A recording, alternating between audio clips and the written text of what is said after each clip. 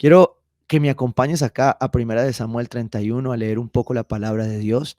Este tiempo devocional se trata de esto, de ir a encontrarnos a través de la voz de Dios, a través de la historia bíblica, de estos relatos que tanto hablan a nuestro corazón acerca de nuestra vida. Y aquí vamos a hablar de un personaje que tal vez uno diría que qué bueno puedo sacarle a este personaje. Y la verdad es que cuando lo miro, pues terminamos identificando muchas cosas que debemos aprender, incluso de no hacer, de cómo no caer, pero en este caso en especial quiero llevarte a algo que tal vez no había visto de esta manera siempre. Ahí en Primera de Samuel 31 dice, los filisteos fueron a la guerra contra Israel y los israelitas huyeron entre ellos. Muchos cayeron muertos en el monte de Gilboa. Entonces los filisteos se fueron en persecución de Saúl y lograron matar a sus hijos Jonatán, Abinadab y Malquisúa. La batalla se intensificó contra Saúl y los arqueros lo lanzaron con sus flechas al verse gravemente herido. Saúl le dijo a su escudero, saca la espada y mátame, no sea que lo hagan esos incircuncisos cuando lleguen y se diviertan a costa mía. Pero el escudero estaba tan asustado que no quiso hacerlo, de modo que Saúl mismo tomó su espada y se dejó caer sobre ella. Cuando el escudero vio que Saúl caía muerto también, él se arrojó sobre su propia espada y murió con él. Así, en un mismo día murieron Saúl, sus tres hijos, su escudero y todos sus hombres. Cuando los israelitas que vivían al otro lado del valle del Jordán vieron que el ejército de Israel había huido y que Saúl y sus hijos habían muerto, también ellos abandonaron sus ciudades y se dieron a la fuga. Así fue como los filisteos las ocuparon. Al otro día, cuando los filisteos llegaron para despojarle los cadáveres, encontraron a Saúl y a sus hijos muertos en el monte de Gilboa. Entonces lo decapitaron, le quitaron las armas y enviaron mensajeros por todo el país filisteo para que proclamaran la noticia en el templo de sus ídolos y ante todo el templo. Sus armas las depositaron en el templo de la diosa Astarte, y su cadáver lo colgaron en el muro de Betzán. Cuando los habitantes de Jabes, de Galat, se enteraron de lo que habían hecho los filisteos con Saúl, los más valientes de ellos caminaron toda la noche hacia Betzán, tomaron los cuerpos de Saúl y de sus hijos y luego, al bajarlos del muro, regresaron a Jabes. Allí los incineraron. Y luego tomaron los huesos y los enterraron a la sombra del tamarisco de Jabes. Después de eso guardaron 7 días de ayuno.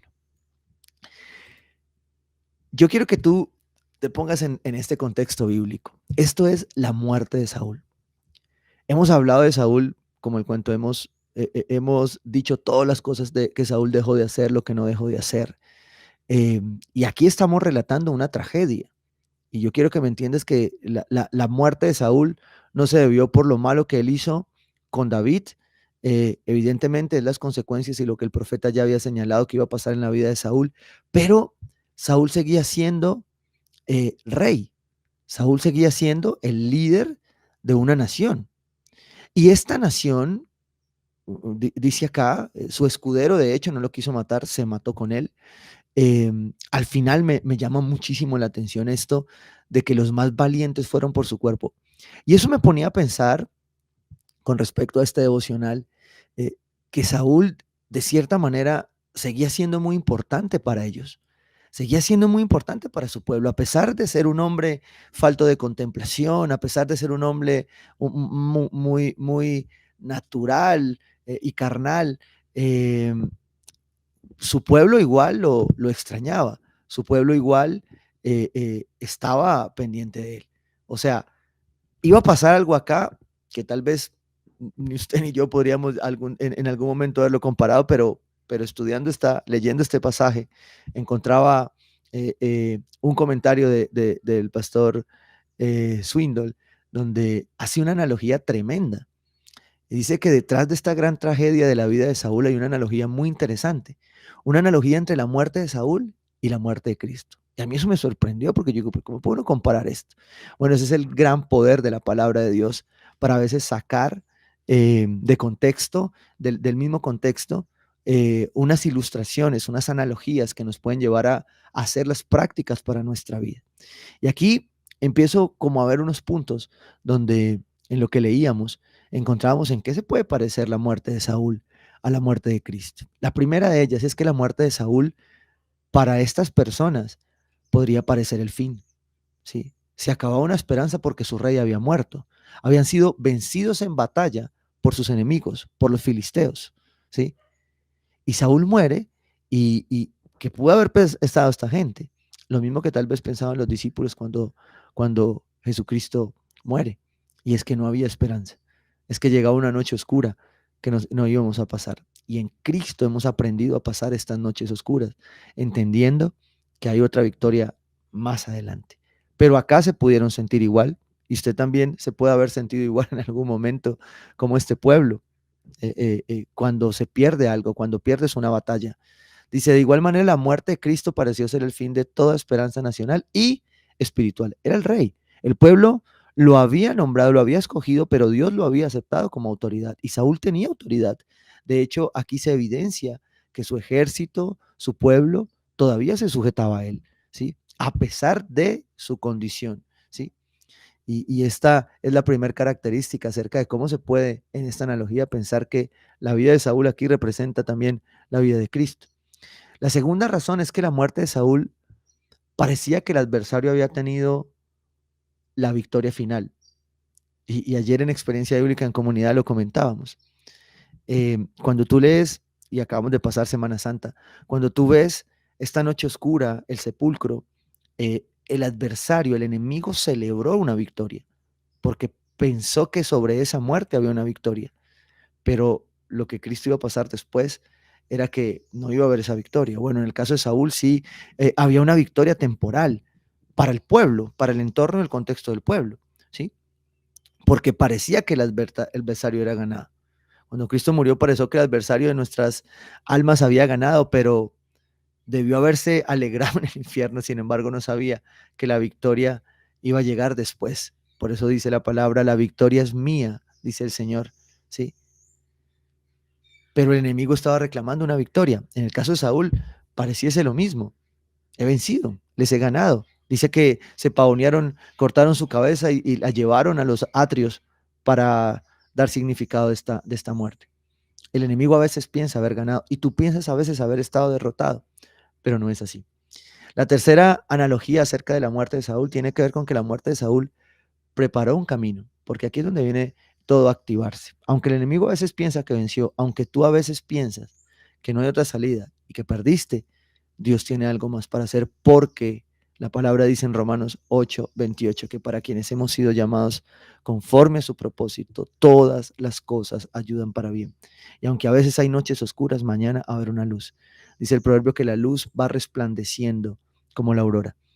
Y así son nuestras vidas, así muchas veces caemos, muchas veces sentimos que perdimos una batalla, pero Dios va a seguir haciendo algo, va a hacer algo nuevo. Cuarto, la muerte de Saúl abrió la oportunidad para para otra persona. ¿Quién era la otra persona? David, ¿sí? Para que otra persona tuviese una oportunidad de parte de Dios. Y así pasan en muchas cosas. La oscuridad que muchas veces vemos. La pandemia fue oscuridad para muchas personas y fue bendición para muchas otras. Porque Dios todo lo usa para bien, ¿sí? La muerte de Cristo abrió misericordiosamente la oportunidad para nosotros de la bendición, de la salvación, a aquellos que no éramos judíos, a aquellos que éramos gentiles y fuimos injertados a través de lo que Jesucristo hizo en la cruz, a través de la muerte, a través de la entrega del Cordero, ¿sí? De otra manera no habríamos podido venir a acercarnos al trono de su gracia. Lo mismo pasa con Saúl. La muerte de Saúl abrió puertas al camino hacia Cristo, porque era el reinado de David sobre el cual la profecía se cumpliría de la descendencia de Cristo. Otra razón más para comparar la vida de Saúl en esto. Una quinta analogía en esto es que la muerte de Saúl le puso fin a una era de insatisfacción y fracasos. La muerte de Cristo le puso fin a una era de ley y culpabilidad, estableciendo un plan completamente nuevo, un pacto nuevo, ¿basado en qué? En la gracia.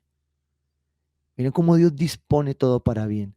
Miren cómo al final en estos parecidos de personajes que podríamos decir que tiene uno que comparar Saúl con Jesucristo. Y yo creo que así muchas veces deberíamos poder hacer nosotros al poner frente al espejo nuestra vida y la de Cristo. Si verdaderamente nos estamos pareciendo a Él.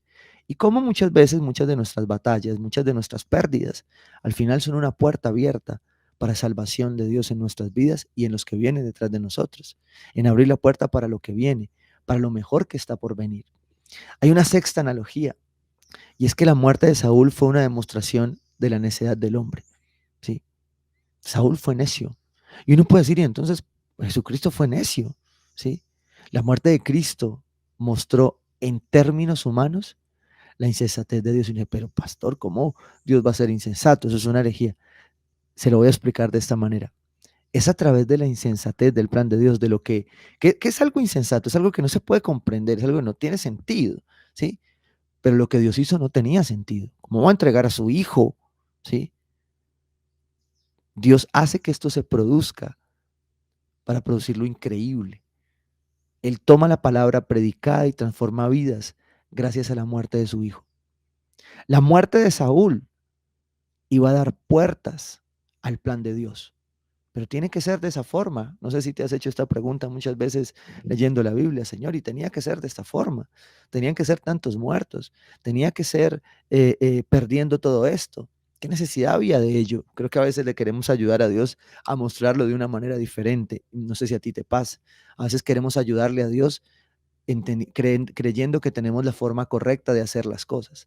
Y resulta que al final Dios tiene la forma y a veces parece insensato, ¿sí?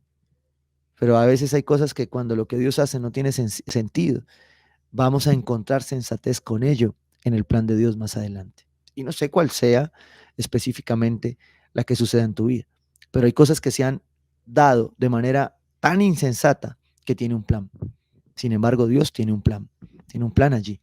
Y si yo no lo puedo entender, Dios sí sabe por qué lo está disponiendo. Y algunas cosas, como dice la palabra, no nos serán reveladas, pero Dios tiene un plan. Dios tiene un plan allí, ¿sí? Estas analogías me llevaban a pensar que siempre Dios tiene algo por enseñarnos, que siempre aún en la vida de, de cualquiera Dios puede mostrarnos algo. La vida de Saúl, a nuestra manera, era una vida de insensatez, de falta de contemplación, la de un hombre colocado por el pueblo que creía en Dios, conocía de Dios, pero que no vivía este Dios.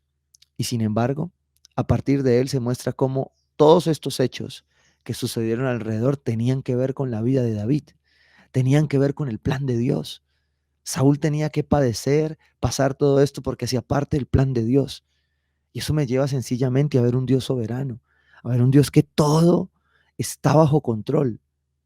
Y esto siempre lo amplío de esta manera. Dios no es un Dios controlador. Dios no es un auditor que está pendiente de ti, de lo malo, de cómo miras, de cómo hablas. No, pero Dios todo lo tiene al control. No es controlador, pero todo está bajo su control. Así a veces nosotros creamos perderlo. Entonces es muy posible que Dios esté diciendo a algunos Saúles que están en el proceso de vivir esta clase de vida, lamentablemente, ahora es el momento de que te detengas.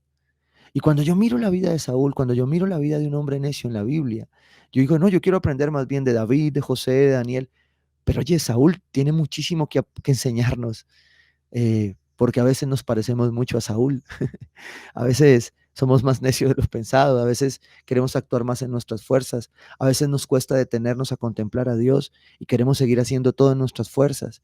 Y a mí me encanta cómo Dios llega a un momento en nuestra vida donde empieza a desbaratar todos los argumentos. Y me encanta cuando yo recibo personas que me dicen, mire, pastor, yo no puedo hacer más en esta área. Yo no sé realmente cómo lo estoy haciendo. Al final, creo que estoy viviendo es por fe, porque Dios lo hace, porque yo no tengo el control de nada. Yo ahí tengo que decirle siempre, dale gloria a Dios, porque ese es el momento deseado, es el momento donde tú ya no dependes de ti.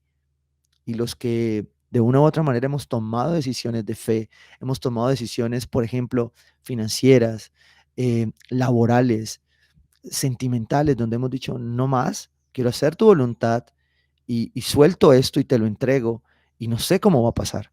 Hemos tenido que llegar al final a ver que la mano de Dios estaba ahí. En algo tan sencillo, por ejemplo, como hacer un presupuesto. ¿Sí? Cuando uno hace un presupuesto, uno empieza a vivir por fe. Porque cuando tú miras tu presupuesto, miras el costo de vida, miras todo lo que está pasando, tú dices, es Dios. Es Dios el que me da sabiduría, dominio propio, el que me da la capacidad de hacerlo, el que me dice definitivamente, depende de mí. La vida de Saúl, cuando yo lo hago en esta analogía, guardando la proporción de Cristo, representa muchas veces nuestra vida, representa muchas veces lo que no hemos hecho, representa muchas veces ese deseo incansable, ¿sí? De hacer las cosas en nuestras fuerzas. Y siempre creo que al final somos personas de fe, pero nos movemos también en obras, somos personas de fe, pero tomamos decisiones. Como Jesús se lo decía a los fariseos en su momento, ustedes debían hacer lo uno y hacer lo otro, y les estaba hablando precisamente en el contexto bíblico de la ofrenda, los diezmos, ¿sí? Y estaba poniendo en equilibrio el dar. Estaba diciendo, ustedes debían dar, pero también debían bendecir al pobre, al huérfano. Eh, y yo tomo esa analogía para mi vida y para tu vida en el sentido de que nosotros tenemos que ser personas de fe, tenemos que soltar y entregar en Dios, pero tenemos que hacer lo que nos corresponde. Y si lo que nos corresponde es trabajar, tomar decisiones para santidad, menguar, cortar hábitos. Estamos viviendo una temporada de nuestras vidas donde las noticias cada vez son más malas, cada vez son malas viejas. Pero tú y yo, a través de esta analogía entre Saúl y Jesucristo, tenemos que entender que tenemos otra esperanza. Mira, en esa última parte, cuando miraba este pueblo perdía esperanza. Lo decía ahora. Este pueblo se acabó el rey, entonces ¿qué va a pasar aquí? Bueno, cuando Jesucristo muere, el pueblo también perdió la esperanza porque quería el Salvador. Pero esa preparación de esa noche oscura era para que esa esperanza fuera cierta, para que tú la vivieras. Tú no sabes cuánta cantidad de personas viven hoy llenas de pánico, llenas de miedo, con temor a la muerte, con temor a perder, con temor a no ganar, con temor a no casarse, con temor a divorciarse, con temor a todo. Como si lo que Cristo hubiese hecho no tuviese valor, no tuviese sentido. Y yo creo definitivamente que la palabra de Dios nos muestra que Dios tiene el control de todas las cosas. Y aquí nos está llamando en el pedacito de Saúl que a veces tenemos a decirnos, oye, vive con sensatez, vive como Dios manda, como dice Pablo. ¿Sí? Es el momento de decirle al Señor, déjame en el bando correcto y toma tú el control. ¿Sí? Venimos en realidad como ovejas delante de nuestro Señor, no para pedirle que cambie de bando, sino simplemente para que Él tenga el control. Porque yo no sé cómo Él me quiere usar. Yo no sé cómo Él quiere que esta etapa de mi vida sea de testimonio, sea de bendición. ¿Sí? Y seguramente tú estás escuchando esto, no sé si ahora o tal vez después a través de los otros canales que se escucha este devocional, y de pronto tú vienes a pensar que tu vida no tiene sentido y no tiene propósito. Yo quiero decirte que para Dios todo tiene un propósito, todo, todo. Hasta el malo, dice la palabra, fue creado, ¿sí?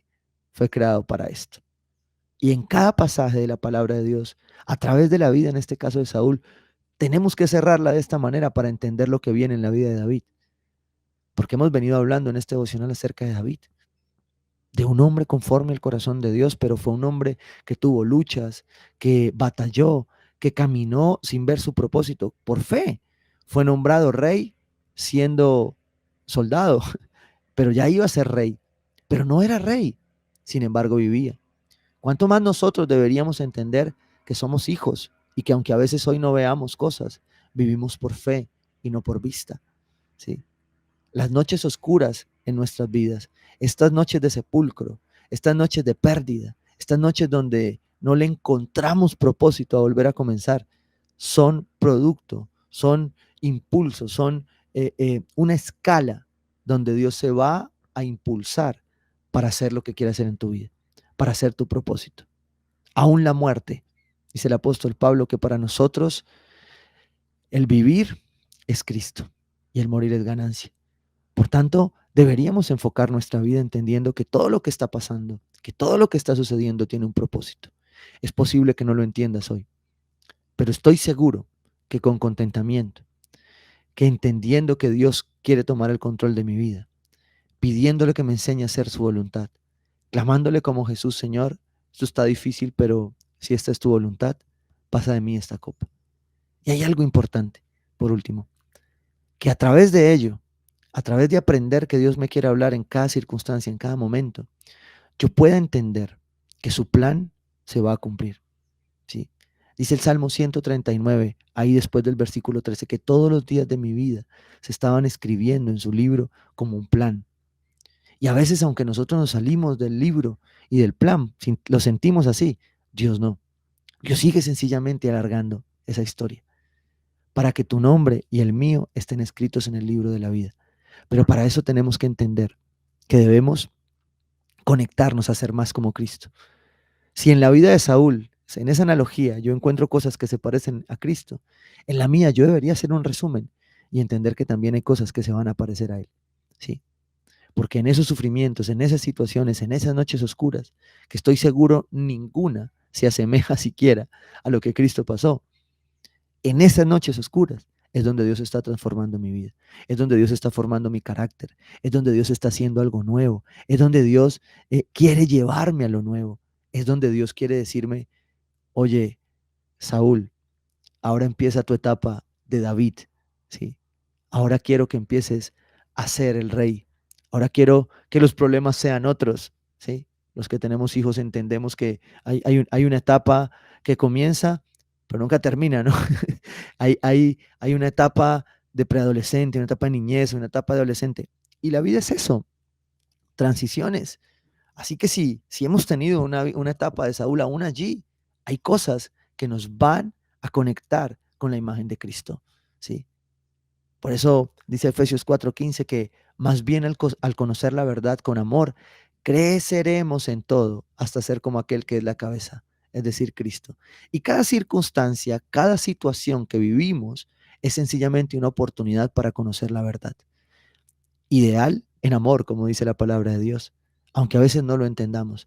Ese amor de Dios impredecible que no logramos comprender a veces, pero que estamos seguros tiene que ver con su plan y con su propósito en nuestras vidas. Y yo creo que en esta analogía entre Saúl y Jesucristo deberíamos cerrar entendiendo que hay una esperanza, que en cada relato de la palabra de Dios Jesucristo se nos revela. Estamos hablando del Antiguo Testamento y bueno, Jesucristo se aparece aquí a revelarse con una esperanza y es de que Él está por venir. Y con esa esperanza deberíamos sujetarnos a Él en arrepentimiento, entendiendo que hay algo nuevo para cada uno de nosotros. Si nosotros nos acercamos a Él confiadamente, entendiendo que es el único Señor y Salvador para nuestras vidas. Y que aunque a veces en nuestras pérdidas y en nuestras batallas sentimos que no está, Él te recuerda hoy que sí está, porque Él no te envía solo, Él va contigo. Y como Moisés lo decía: Señor, si tú no vas, yo no voy. Y creo que eso debería pasar en nuestras vidas, en cada momento, en cada noche, en cada situación que se va presentando en nuestras vidas. Amén.